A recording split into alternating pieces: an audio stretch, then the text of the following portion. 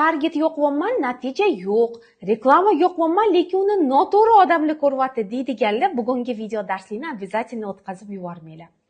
Demak, meni ismim Jamila. Hozirda SMM targeting bo'yicha 6 yildan beri faoliyat olib kelyapman.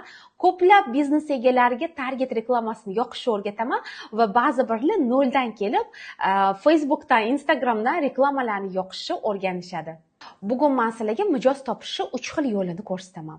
Birinchi o'rinda, har doim reklama yoqqaningizda siz to'g'ri va maqsadli auditoriyani tanlashingiz kerak. Misol uchun, oldimga bitta studentim keldilar, ular asal sferasida ekanlar-da, asallarini reklamaga berar ekanlar, lekin sotuvim yo'q deb meni oldimga shu muammo bilan keldilar. Va ular targetda kimlarga o'zi maqsadli auditoriyaga ko'rsatasiz desam, menda maqsadli auditoriya yo'q, asalimni hamma oladi deyaptilar. Lekin kechirasiz, u asalni ba'zi birlar allergiyasi bo'lishi mumkin, ba'zi birlar asal yemaydigan odamlarga reklamani ko'rsatish effektivnosti juda past, umuman yo'q degani. Shu sababdan sizlar reklama yo'qotganingizda aynan maqsadli auditoriyaga reklama yoqishinglarni tavsiya qilaman.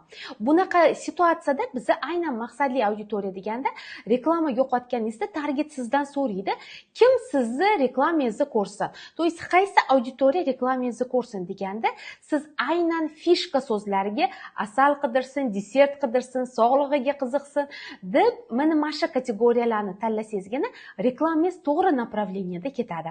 Va bu aynan birinchi sababi. Ikkinchidan, kuchli taklif bilan target reklamasini yoqing. Bunaqa situatsiyada men tavsiya qilaman, har doim boshlanish 3 sekundda odamlarga qiziq bo'lishi kerak. Bu aynan targetologlarning, SMM-shiklarning tilida hook deyiladi. Boshlang'ich 3 sekundda siz diqqatini tortmasangiz, odamlar avtomatik ravishda keyingi stories yoki keyingi reelsga o'tib ketishadi. Shu sababdan boshlang'ich 3 sekund bizga juda ham важный va kerakli. Uchinchidan, mana azizlarim, sizlarda davomiyli ravishda kontentlarni joylab turishinglar kerak bo'ladi. Bu disiplina deyiladi. Bu qanaqa? Siz stories qo'yganingizda muntazam stories qo'yishingiz kerak. Reels qo'ysangiz muntazam reels qo'yishingiz kerak. Target yoqsangiz muntazam ravishda target reklamasini yoqishingizni tavsiya qilaman. Aynan mana shu muntazamlik sizni eng zo'r va eng cho'qqilarga chiqishingizga sababchi bo'ladi. O'zimda ham ko'p sinab ko'rganman. Aynan davomiylik bizda eng kerakli va eng nima desa bo'ladi, eng zo'r fishkalardan bittasi hisoblanadi. O'ylaymanki, siz davomiy kontent qo'yishni mana bugundan boshlaysiz va buni to'xtatmaganlar aynan natija ko'radi, natijaga chiqadi. Bugungi video darsi sizlarga yoqqan bo'lsa, обязательно sahifamga obuna bo'linglar.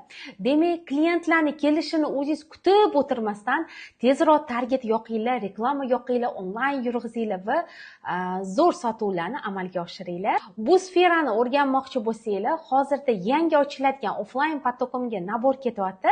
Telefon nomerni qo'yib qo'yaman, bemalol bog'lanib bizga aloqaga chiqsanglar bo'ladi. Hamma-hammalarni kurslarimizda kutib qolaman.